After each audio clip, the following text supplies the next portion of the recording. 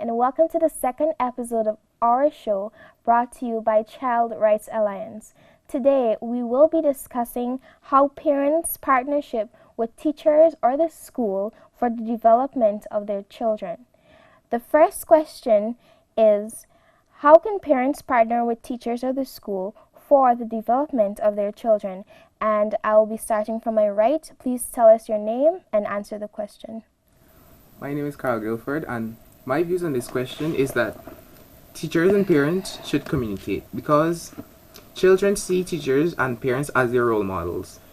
And if teachers and parents communicate and have a good relationship, the children or the child will do good and excellent in their studies. Yeah, that's it. My name is Phil Douglas. I think they should have these PTA meetings where they have parents all together, sit down together, and the headmaster is speaking about what the child to do in a couple next months and the work and the activities coming up, so the parents will know, because some children are not really open to what they want to say. My name is Randy Atterley, and my views on the topic is that parents and teachers should at least work very strongly. They should work strong together. When I say that, I mean that parents should at least have the teacher's number. You can contact the teacher some days, find out if your child is coming to school, if they're doing their schoolwork, if they're doing homework, right? And as a parent, you should also know if your child is doing the homework, because when you meet home from work, you should see if your child is at a table sitting doing his or her homework, right? To see if the child is functioning well, if their attendance at school is up to grade and everything. My name is Tyan Dickinson, and I think that parents and teachers should have one-on-one sessions where the parents would tell the teacher about their child, so the teacher would know their abilities and weaknesses, so they would know what class to put them in, the pace to work with them, and if to give them the amount of attention to give them to know where they stand in class. My name is Abercroft, and as my colleagues have said, the communication between parents and teachers. Some parents will see signs that their children are a very slow learner, and they will go to the teacher and explain it to them, like, my child has the problem of, learning something as fast as other students. That teacher will whereby will know, okay, I understand, because he's my student, or he or she is my student, and from what I've seen, how they're doing academically in school, they're not functioning well. That teacher can also assist that parents, like if the child has homework, maybe the child doesn't really understand in school, that parents can come in and that teacher can give that parent a little brief on what was taught in that school. So when a child goes home, that parent can be able to explain it a little more to them, so it'll be understanding to them. So when they go back to school, there's like, my mom taught me this, because my mom was learning from the teacher. So it'd be like applies a one-on-one session, as my friend said. During that one-on-one session, that parent and that teacher can sit down, learn a little maths, because knowledge is still the key, and processing learning over and over. So my mom can go into my school, she learned a little science, was going on a little biology, a little chemistry, a little piece, and she can also have the syllabus at hand, because some teachers actually go and give parents the syllabus, whereas they can follow steps in which the subject the child is going to be learning today, or what next, so that parent actually going to do a little research about it. So they have homework and stuff, and they don't really understand it on their own, that parents can assist that child at home. Okay, those are very good answers. Now we're focusing on the teacher the teacher and the student relationship. So how can teachers help their student to build their potential? Right. That's okay. I guess the teacher can actually help to raise a child potential, in which, sometimes, as I said before, some children are really slow learners, and they are really afraid to, if I, I'm going to say, in a class of 20 students, 19 of you see 15 of them are really fast learners, and Yeah. the extra 5 are slow. Those students would not really want to put up their hands in class or answer a question, and they'd be afraid. So a teacher now, and she will know that these 5 really needs a good attention to me. So when she comes to the classroom, she can able to go to a previous question before, and you can then say, okay, class, last week we did a topic. I'm going to give a brief discussion about it. Sometimes children really understand that some subjects like, see, like maths, history, and science, it can really be boring at times. And as a teacher, now, you can make that in a fun way to them. Like, let me see, when children like certain songs, you hear certain programs in, they get into the head more faster. So a teacher, Yeah. when she be trained to those students, she can able to able to make it fun for them so they can understand it better. While with that, that child will actually increase the academic level in grades and performance as well. Yeah. I would just like to add to what Abba said. I think teachers should encourage children, because if you keep teaching a child, and you just keep teaching them and you don't encourage them, that child will not want to do it. Yeah. I think teachers could encourage a child to do what they want to do, and that in this way that this child will feel better in himself, and will get the encouragement from the teacher and the parent. And if you encourage a child, they will do better than just teaching all the time. Yeah. And also, the teachers can encourage the students to be part of extracurricular activities, Yeah. and to build their self-confidence and to make new friends and to also praise them when they do the right thing. Just to add a little more on what Carl said about encouraging them, teachers should set high expectations for their students. This basically means just motivating them, push your students, achieve high standards, simply telling their students that you've done a good job, or you're proud of them for completing their task. It can build their build their self-esteem and allow them to do all their work, just so you can praise them, and they will be happy for that. Yeah, even if the student does not perform at their best or perform well at in that academic semester, the teacher can encourage them and try to find some way in class to motivate them to do better than they did in that semester. Randy, anything from you? Well, I will add to what my colleague said, right? If a teacher wants to build that good relationship with that child, first the teacher needs to be respectful to herself. Okay. And she needs to conduct herself in a way that the child now will look at her, not just as a teacher, but as somebody the child can be open up to, Okay. come out and say, okay, miss, this is affecting me, miss, I don't understand this, or something. Yeah. And that is how a child and a teacher can Can build build. a perfect relationship. And coming back to encouragement, if a teacher encourages a child, they will. As a child, you must make that teacher proud if they encourage you. Yeah. And as a teacher, you don't always aim for A's. A child will fall short at some time in life. Yeah. And as a teacher, you don't have to always aim. If the child falls short, you just encourage them more, and they will do better next time. Yeah, I think students need to know that it is okay if they if they get a B or a C, but at least the teacher or the parent is there to motivate them to do better at, to do their best, because we know that children can do their best when they're motivated, when they're encouraged by their parents or the teachers. That's true. They said they always have space for improvement. Yes. You have an A today, Yeah. and you might drop with a B or a C or a D. And that doesn't matter. Maybe you fall short to something you don't understand, but there's always improvement to be made. In the next time you have an exam, you can always try again.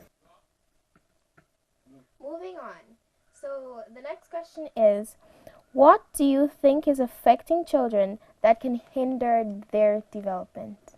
Well, I think peer pressure is one, because some children are pressured by their friends and they are force them to do things they don't want to do, and if you don't like follow what they're saying, they'll be they just spread some rumor about them, and they don't want that to happen, and it'll just get them so sad and depressed all the time and don't want to talk to no one.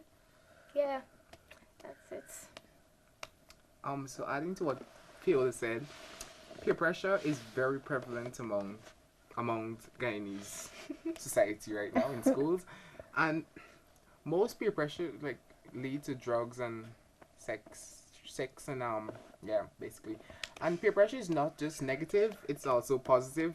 A friend can pressure you into studying. Like if you're a bad child, they could pressure you into studying more and doing more in your academic subjects, and yeah, that's basically it. Yeah. Not only that, also in schools you can have bullying. Um, some let's say they have. Obviously, we call them the weaklings. The bigger youths in the fourth or fifth form see a child from form 1 or form 2. They will come to them aggressively asking for the money. Every week you have to give me about $500 and stuff. You don't know how you find the $500, but you have to find it. They will like they will like if you don't find it, they will have their friends will gang up on you and beat you behind the class. And yeah, they do a lot of stuff. They sometimes even wedgie you. I didn't know wedgie still exists. Exactly. Yeah, they will wedgie you. Boys and girls get wedgie. That's happening right? now. Yes. Wait. That's Yes. happening. Yes, wedgie. Happening. Yeah. Right. Yeah, like and you feel suicide isolation, you see, because you're gonna always have your always have to watch over your shoulders for these bullies, and due to that you're gonna have depression because with the actually trying to like they try it also with the bullying, they bring your self-esteem down, your confidence go down because you're afraid of actually obviously going out there like talking for your rights. Yeah. Going to tell somebody, you're freaking out. If you tell somebody, they end up beating you more in the afternoon. Yeah, so bullying is a people don't say, man, boys as a boy you're supposed to man up yourself. Yeah. Right? You're supposed to defend yourself. But I don't know. Remember all boys are not all that mature and haven't reached puberty age to really defend themselves in certain ways.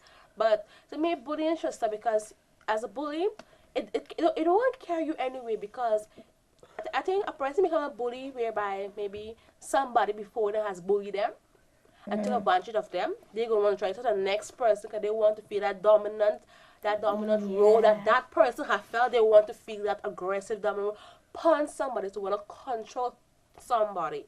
And I don't really stand for bullying. You don't really stand for bullying? You should not. I should not actually. No, I know. You sometimes, as you know, when you go meet you bully your little brother for a little thing you want, but that is not right. Okay. Tyann. Well, I would like to go on a very broad topic, which is sexual abuse. I think if a child is being sexually abused at home and they come to school, you would see how the teachers would see how they would carry themselves. They would be withdrawn from class, not with their usual friends. They'd be in a corner feeling sad and depressed. They're not doing their work. Maybe their class teacher would see they're not eating. Your friends would see that they're not communicating at all. And I think teachers should. I think that would hinder their academic Performance. development. Yes, I think that. So true. Let me just add to what she said, right? When a child is being abused despite your gender, male or female, your sex, sorry, male or female, there are certain signs to show. Some boys, if they're being molested at home by an uncle or an aunt, they'll come to school trying to they don't want to show it because at the end of the day people say you're a man, you gotta man up. But they're a human being, right? And teachers need to look out for these signs. Now I understand that you're a teacher, you're in a class of amount of 30 something children. You can't look at each and every single one of those children, right?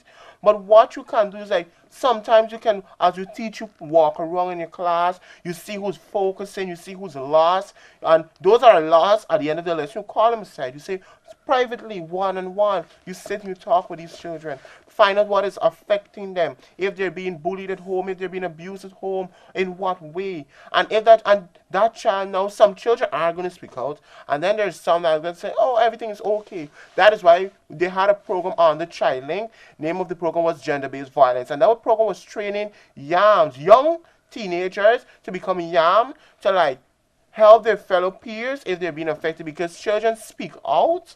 So children more communicate with children, right? They understand each other more, right? So that when they train these YAMs and they go back into school, these children feel confident, okay, this is my friend, I'll be open up with him or her. And that is when the child's open up with that YAM, tell that YAM what is affecting them, if they're being abused or whatever the case may be, the YAM will now take it up to the head teacher or the teacher. They transfer the problem directly to the counselor. Direct the problem to the counselor deal with it. When the counselor is counseling that child, the counselor will get all the information out of that child, right? Build that trust. The first thing the counselor tries to do is build that trust between the two of them, get the information out, then they have a one-on-one conversation with the parents. Find out, are you aware of your child being abused? Some parents are going to deny it, but as a counselor, you can't just say, okay, because the parents are saying no, or because of something that happened, how long the parents are saying that this child is a liar, or what the case may be. You cannot just turn your back on that child, but you need to stand beside that child. And if that child is saying that it's being sexually abused at home, you carry the matter to the hospital, tell the child to see, if there's any form of sexual abuse, and also children are being physical abuse at home. And once a child has been a physical abuse, there are going to be signs, there are going to be marks of violence on that child's skin, right? Teachers can see those things. When you see those things, don't say, okay, she get mad, stress or those things, but you can sit and speak with a child, find out what is happening, and try at your best to get to the bottom of the problem, because no child should be subjected to abuse. No one. That's true. Adding to the abuse topic is emotional and verbal abuse too, because if a child is verbally and emotionally abused, most children will feel depressed and basically want to commit suicide if you keep verbally abusing this child. If you keep if they keep crying, there will be signs as well, like as Randy said, there will be signs that this child is being abused. Verbal and emotional abuse, they're very prevalent too. Yeah. They have a saying that that men are invincible to rape. I was like, if a guy get raped, is a man. He's supposed to be happy he get raped. I was like, when I hear that, I was like, no means no. If he doesn't give consent, it's rape. True. But when I hear it's invincible, I was like, when rape ever became invincible to anybody? No matter what sex you are. No means no. And sometimes when they try, as a male, it have been molested by a female, they was like, ma, you lucky. I have seen that happen. You lucky, I'm lucky. I'll be molested by somebody I don't want to be molested by, and I call myself lucky. And due to that child will end up going into depression. Even in the end, committing suicide, because no one is able to fight for that person or help that person. So that as male generally, that person will know, like, if they don't believe me, who else will I turn to? If my parents don't believe me and my teachers don't believe me, who will? That's why we have the YAMs and our council, because they believe us. So, yeah. I think I should say what YAMs mean. Yeah, what is YAM? YAM is Youth advocate, right? Movement. Yes, exactly. Youth movement, where youths are not, we don't just have the counselors there, but we have the youths also standing beside the counselors and working along with the students, their friends, right? Because as I said before, friends more communicate with each other. Children communicate with children because they believe that you're a child, I'm a child, we understand each other more. Going going back to what Carl and Albert said about this verbal abuse and how it affects us, it affects us psychologically too. Because, you know, you have to, when you go to school, it's just a place to learn. You have to be focused on what the teacher is saying. And if you're being abused verbally and emotionally and it's affecting your psychology, you're not going to be able to focus on what the teacher is saying. You're thinking about what will happen when I go home and stuff like that. So it's going to affect you psychologically too. Sure. So true. The emotional side of as you said, a child doesn't want to hear from their parents that they are worthless, they're not good enough. Every child must hear to themselves as his parents that, you know what, you're good enough. You're not worth it, you're not useless. When a child hear that or feel that way, that child will have isolated itself naturally. Sometimes they'll be a bipolar. Exactly. Depression, guys. 1 minute to the friends, they be happy, all of a sudden they isolate themselves. What's going on? Yeah, because if my parents can't love me, then who else will? That's true. But that's certain people, they just go outside of the household to search for that type of love. And you end up receiving the wrong type of love exactly. from the wrong people. Yeah. Going back to what Stein has said, verbal abuse can affect the children, and there are signs to show that something's wrong with them. And this thing with the verbal abuse can carry down their self-esteem and make them feel so low and why they come into this world and they want to, you know, jump off a bridge or something. Depression, anxiety. Pushes children to do things, harmful stuff to themselves. Even with the self-esteem, you're like, you know what? Am I pretty enough? Is the clothes I'm wearing is good? That's the one other people comment. They don't feel comfortable in their own skin. Due to that, like, you know, you put on an outfit and you go in front of the mirror. To you yourself, you're looking good, but then you also wonder what the outside world comments. And that's why you should not care about what people think of you, because at the end of the day, everybody will have something negative to say about you, but you first have to love yourself, understand what's your purpose, why you came here, and then I don't think that what people will say can affect you. You know, I'm not saying that you shouldn't take critiques from people. You just ponder upon what you believe in your life and see how you can better yourself as a person. That's true. Exactly. It's like I say, once you are comfortable in your own skin, like I told my cousin one time, look in front of the mirror and tell me 2 things that you don't like about yourself, and tell me everything you like about yourself, and I'm going to tell you what I like about you. If you do not see yourself for who you are and your reflection that you are beautiful in your own skin, we mightn't be the same, but we all, if you cut my skin, red blood, you have red blood, I have red blood. We are all one. You aren't cloned from me and I wasn't cloned from you. You have different personality. Right? So whatever you have to realize that respecting yourself, be comfortable in who you are, and you say that you are enough, you are worth it, you build your self-esteem back. Exactly. Yeah, that's the first thing we need to start. I think we all should try to build our self-esteem, because when we have that high self-esteem, there's we nothing don't that person can say to intimidate us. Exactly. That's true. And the just now, the first person that can help you to build a strong self-esteem is your parents. Or yourself. Yes, I know. True. But when your parents work with you, right, and your parents keep telling you good things like, you're beautiful, you're handsome, you're going to become a doctor, you're going to be a lawyer, that now pushes you, you know what? My mom said she loves me, then I love myself. But what if they don't have parents who are loving? Then you need to find that self-esteem in yourself. Some people, it's hard to find it among yourself, you know. It's very hard. But you need to, because, like, who else will look out for you more than how you look out for yourself? I like how you said with the parents. When I say my parents tell me I'm beautiful, I'm handsome, right? Yeah. But I don't feel that way. Exactly. Yeah, I That's don't true. feel that way. Okay, It's true, my it's mom tell me that people say, "Oh my God, you're Yeah. a good-looking girl." I you don't don't think feel that. But you don't Yeah, think that. So exactly. that is That when you you feel need that. to You exactly. tell yourself what that. this what's like wait, they tell me I'm beautiful. What do this is I don't see. That's when you have to Yes, struggle yes. in yourself Yourself, and know yourself is worthy enough to Yeah. consider yourself beautiful because you are beautiful.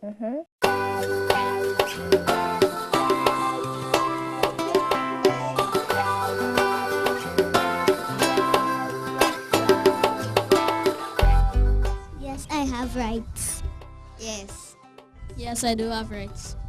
Yes, I have rights. Yes.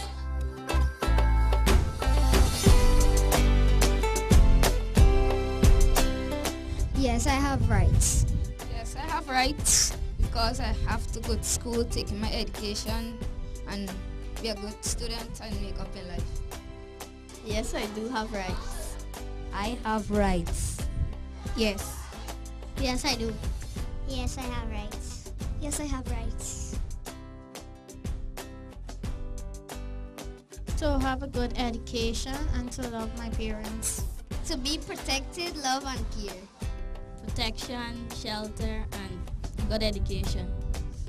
I have rights to protection, shelter, to take my education. Some of our rights are that children should be properly protected, cared for, and loved. Get a good education and shelter. To love my parents and to be educated. Some of my rights are having food, shelter, and a good education. My rights is to be loved properly, cared properly, and protected the right way. Some of my rights are protection, going to school, and getting food. Some of my rights are to stop hurting children and treat them properly. Some of my rights are having a good education and loving my parents. Some of my rights are food, shelter, and a good education. Some of my rights are to have an education and the top of my class. When I see someone get beat by their parents, what makes me sad is the way that people don't have enough respect for children. The things that make me sad is when other people fight each other. When somebody's getting licks. When other people get licks. When I'm getting licks. When children get licks. When I get licks. Abuse of children.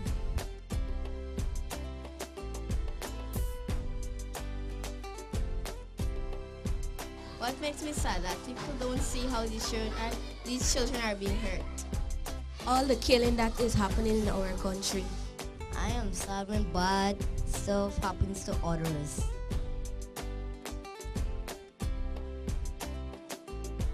Child abuse. I would make sure that people stop doing that. Child abuse, people fighting and cursing. One thing in this one that I can change is when people abuse each other. Child abusing. Child abuse. I would like to change people from cursing and fighting. Child abuse. It would be child abuse. Child abuse. Children getting licks. Child abuse. Child abuse. Very sad. I feel very sad. I feel sad from not doing the right things. I feel sad and unhappy when I get licks. Sad and angry. Bad for doing the wrong things. I feel bad because I get licks for a reason. I feel sad and hurt, but I also know that my parents are trying to protect me and make sure that I get things right. Bad because I did the wrong thing. I feel sad when I receive licks. Feel sad because I didn't do the right thing that I supposed to do. I feel bad because I did the wrong thing. Angry and sad at the same time. Bad. Sad. Bad because it hurts my feelings. No. No. most of the times. So let them get things right, yes, but not like badly. I won't beat it. They don't have no reason that I should beat my child. Yes. Yes, I would beat them, but not for stupid things. Not really. Yes, for the wrong things to make them do it the right way.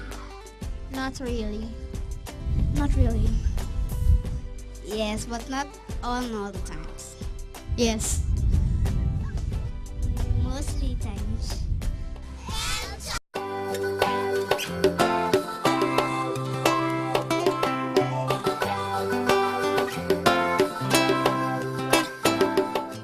Welcome back to our show, and thank you for staying tuned. Continuing with the next question, what are the responsibilities of students to assist with their own development? Well, firstly, they have to obey the school's rules and regulations, and they need to, well, they have a right to ask questions if they don't understand, so they can help with their development. Okay. Also, as a student, sacrifice must be made. And okay, you go to school and stuff. You can go on Facebook, but always have a time and place for everything. You cannot overtake the internet or playing with friends and not do your schoolwork or not do revision at home. Yeah. That sacrifice must be made at all times. If you want to aim high and perform your best ability in school at your academic performance, you have to make the sacrifice. It might be hard, but you have to have a mindset in your mind, your goal that you want to aim for. And when you have that goal in your mind, that sacrifice is worth in the end, because when you stop going on the internet, you can lie with friends. Nothing wrong with lying with friends and playing, but you have a time limit of playing with your friends, and you take an hour and a half and you revise in or 50 minutes and do the revision. That pays off in the end. Yeah, nothing great comes easy, Carl. Adding to what Abba said, Yeah. Nothing can happen without discipline. Yeah. As a student, you must be disciplined. And as the motto of my school said, discipline come first, self-discipline is the key to success. So, in order to be successful, you must be disciplined. Students can't be abusive and bullying people. You must be and focus on your work. There will be time for play. Yeah. There will always be time to play, but you have to make your set your priorities. Yes. Just to add on what all three of my colleagues said. Well, as Abba said, that discipline comes first, right? Once you're disciplined, right, you can go anywhere in life. You can achieve anything in life, right? And as a student, what you can do to improve your academic, right, grade is that you can create a study timetable, right? Which when you're at home, you have time for certain things. This time you'll take to go on social media. This time you'll take to go and hang out with friends. This time you'll take to go and study. And you try your best and work on your weak areas the most. If you're slow in maths, take the time off. Go back, work back all of those sums that you did in school. Sometimes you can be smart when you're in class and Mrs. teaching. You don't always you have to smart the work sometimes. You can just take out your phone and record. Just put the phone low and record. Phones in the classroom. Our head teacher normally tells us to do it. Just to put it low, and you can, when the teacher is speaking, you record it, and you can go home and play it back and listen. That's why I say people misuse cell phones. You're using it for something good there.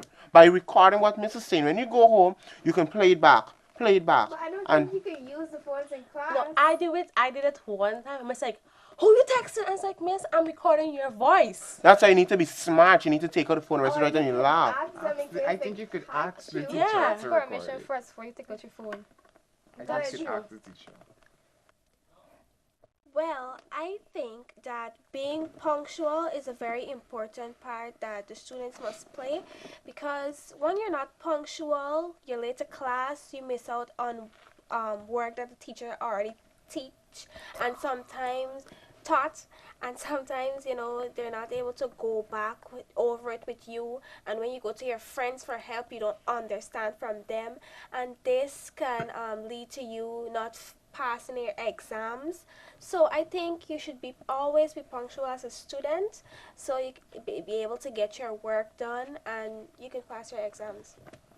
Adding to what Tyan said, when she said that the student can go to the teacher and find out, well, as a student, it is your right to ask questions, and the teacher has to answer you. Once the question doesn't affect anyone, well, you have to ask questions, and if you don't understand, you ask questions, and that's how you will learn. That's how everyone learns. Yeah, some children are afraid to Exactly. ask questions because they don't want to seem dunce in front of their children, in front of their peers. True. Yeah. So, That's true. Not only that, like when you have homework, make it your aim to actually do the work. Like now, like Miss give you homework today, you don't do it until the 2 days after. You're rushing to your friend and asking, "Let me see your book," and I want a copy of it. If you put your effort, the answer might be wrong, but still you put your effort there. And if it's wrong, you can even go to the teacher and ask them, "Miss, I know it's wrong, but she can assist you and tell you where did you go wrong from." Right? Instead of you going into your friend and not copying thing, because you never know, you copy from she thing wrong. Because you never know she actually copied that from a next friend and they pass on to that. Exactly. Nothing is wrong in copying, but copying the right answer and doing your work is two different things. But just to say, after what Carl was saying when he said that every child has the right to approach any teacher and ask questions. Now, once a teacher see that you are willing to learn, she's gonna go back with you. But if you're disrespectful, if you're always late for her class, if you show no interest into the schoolwork, why should she go back? It's like she's wasting her time when there are other students there that she can spend that time with to help, right? Parents need or they must ensure that their children do their homework when they come home. Check their books. Find time for your child. It doesn't matter how many hours you're working.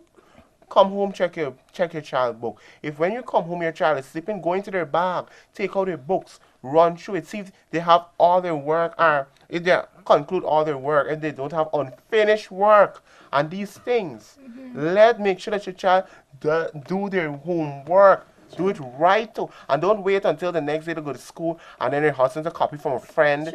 And sometimes the time they take they're telling their parents, "Mom, I have to go to the internet to do my homework." Instead of they're going to do their homework, they're going to go on Facebook and these things, right?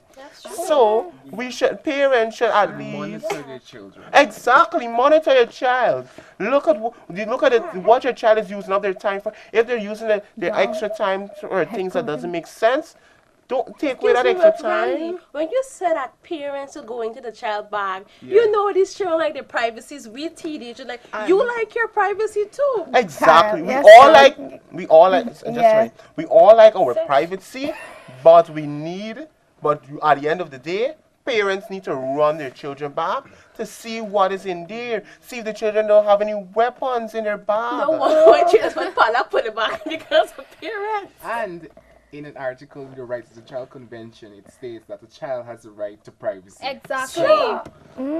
Child have a right to privacy, but at the end of the day, it's your parents, and they must. I'm not saying that you are, like just being tail up into the child business. But if you build that relationship with your child is gonna be open up and come and say, "Mommy, this is what was done today in school," or "Mommy, this is what's bothering me." But the minute you force your way into the child business, the child is gonna keep a lot away from you. True. That's true. That's so true. The child's gonna keep a lot. They're not gonna tell you anything. They're just gonna be secret. They're gonna give this privacy. Every time they have their phone, they're gonna always have it locked, password on it, and these things.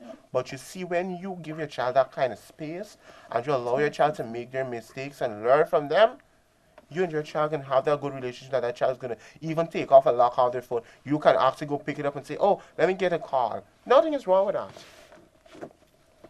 I think that coming to something that Randy said about being disrespectful to the teachers, that brings us to our topic that we should always respect. We're responsible to respect our teachers. Yes. Because teachers, we have the big businessmen and the big lawyers and doctors. They were once taught by teachers, and we have to realize that we need to respect our teachers so we can be able to be successful and come out with distinctions, get our high top jobs, and so we need to be respectful for it. It all starts with respect our teachers. Yeah. Not only with respect of the teacher, as my friend said over here, is that teachers, they are trained to grasp knowledge of the outside world. And when teachers, they have the right to give you that knowledge. It's just passing on knowledge to knowledge. Some teachers they can keep knowledge to themselves. But for us as young people, we want to know what's going on out there. They give us the basic knowledge that we need so know that we can be able to form ourselves as an individual, as an adult. So when we go out there, we know the working environment, because one of the things that we have learned in school from the teachers that actually taught us those stuff. In a classroom, certain children are disrespectful to teachers. They come into the classroom, class is not clean, they're making too much noise, who's on the phone, and a whole set of things is going on. How you expect a teacher to come into a classroom to do her task when no one is listening to her? What's she going to do? She's going to say quiet, she's going to shout, raise her voice at y'all, and all you're going to do is just ignore her. So we think teachers do. Teacher will just leave the classroom, go into the staff room, complain to the other teachers in there. Or they will come, make it fast and simple, just give you the work and leave it as that. So the final question of the morning. What would you like the school system to change to assist in students' development?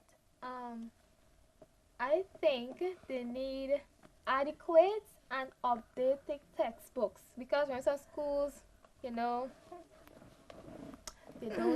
have these, they give them to the old version, and I like this. I like they this. don't really understand. Maybe They the need new free version help textbooks. you the new version will just help you to understand better, and also they need more access to the computer lab, because the internet is important for students to use in school. Okay.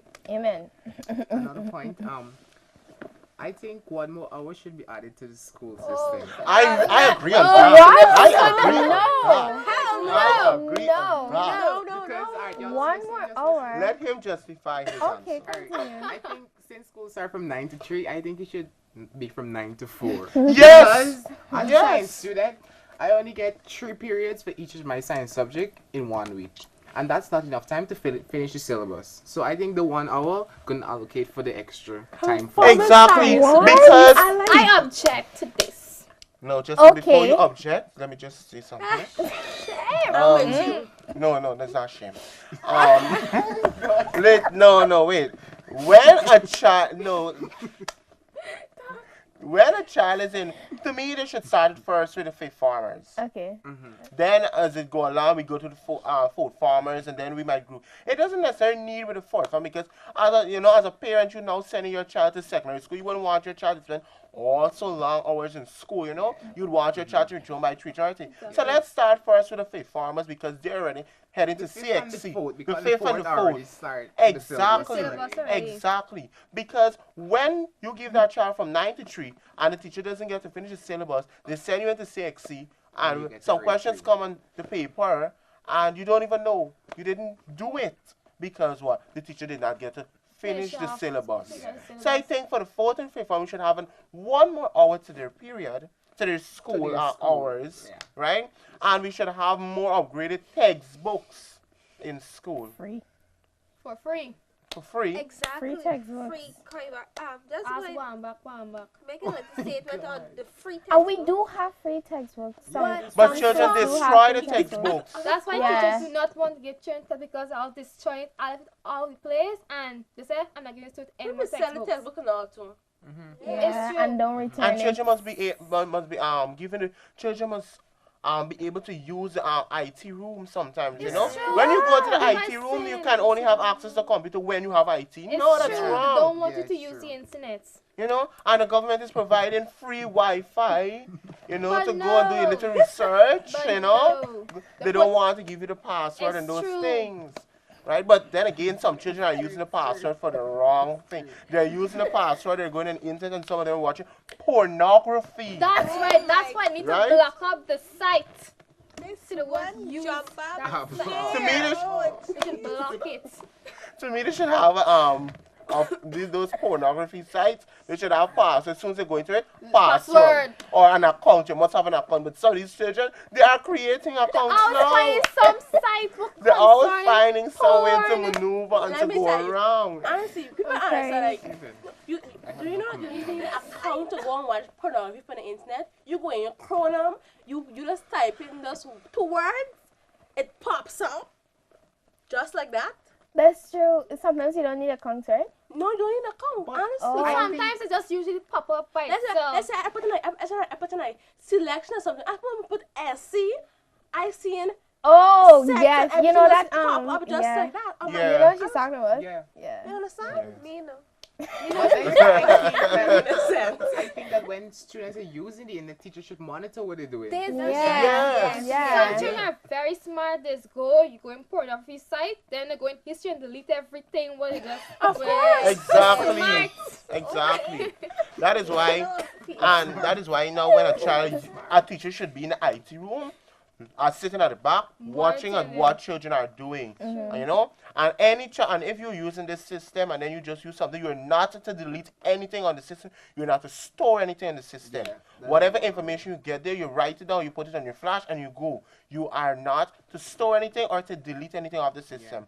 At the end of the week, the IT teacher should go around to all the systems, or after the child finish using, you know, you just go to the system, see what they just researched. If they look at pornography, ban that child from coming to the IT room. True. Not Or everyone. the Or- teacher's no. computer could monitor all the rest of the computers. That's but- Exactly, Yeah, they can exactly. do that. They should have a main system.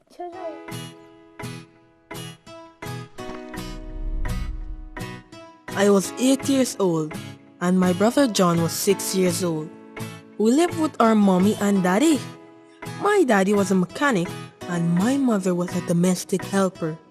My mommy and daddy both worked very hard, but daddy would spend most of his time at work rather than at home. My mommy would ensure when daddy came home that his meal would be ready on the table. But one evening, my father was very upset and he was arguing with mommy and mommy was also arguing with daddy. They quarreled for a long time and I thought they were going to hurt each other. From that day, they would quarrel almost every day. The quarreling got worse and daddy decided to move out. My brother and I were very sad when daddy left. Mommy told us it's for the best that daddy leave and things will be better. But things only got worse and mom started to drink a lot and would beat and quarrel with me and my brother. Many nights she would go out with her friends and come back very late or until the next morning. Mommy had many friends coming to see her. She and them were always drinking rum. Some days, we were alone even when mommy was at home because she was always too tired or drunk to cook or get us ready for school.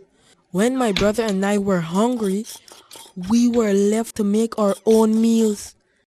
It got so bad that our neighbor would give us food so that we would not go hungry some days. Come, y'all share this.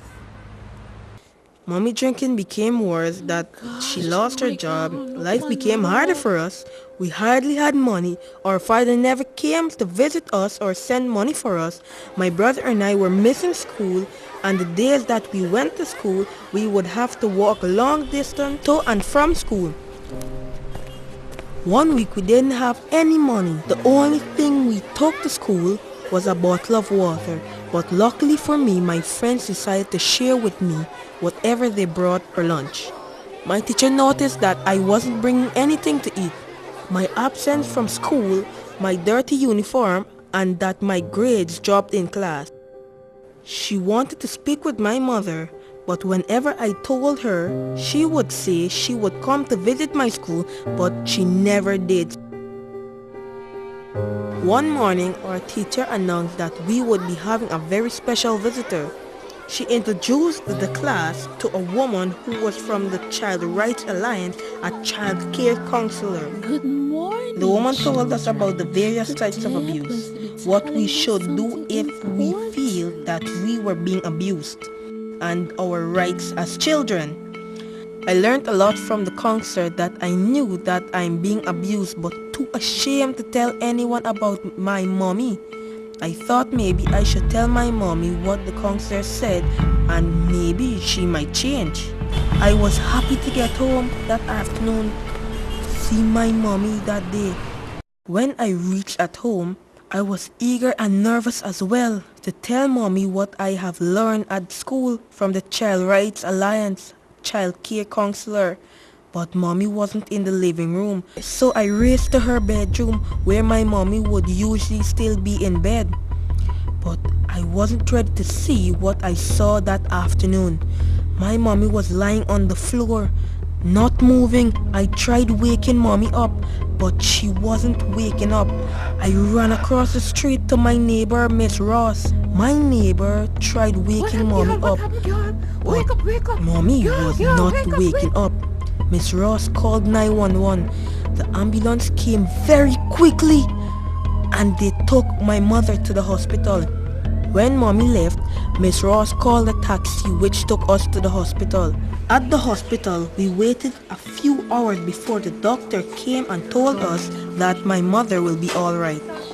Miss Ross asked what had happened to her, and the doctor told us my mother had drank a lot of sleeping pills which caused her not to move or wake up. I began to cry. Why would my mother want to drink so much sleeping pills? Doesn't she love us? We don't know where our father is and we only have her. Just then Miss Ross comforted me and told me that everything will be alright. Everything will be alright. Miss Ross allowed us to stay with her that night. I could see that she was worried too. She told my brother and me that she doesn't think our mother can take care of us. I knew my mother likes to drink, but if she gets help, she can be a better parent. Next morning, Miss Ross made us breakfast and she gave my brother and I money to buy lunch in school. That day at school, all I could think about was my mother and how much I missed her, and I wanted her to come home. Our walk back home seemed longer than usual that day. At Miss Ross' house, she told us that we would not be attending school the next day. I was happy that I wasn't going to school. She told us that she wanted to visit our mother in the hospital and she also needed to go somewhere important afterwards.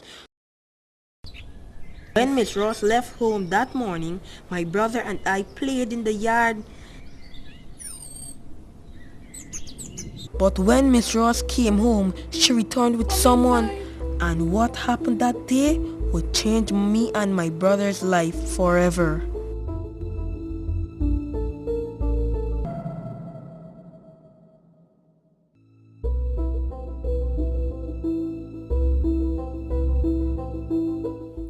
This program was brought to you by the Child Rights Alliance. Join us right here at 11 o'clock next Saturday. Thank you so much for watching.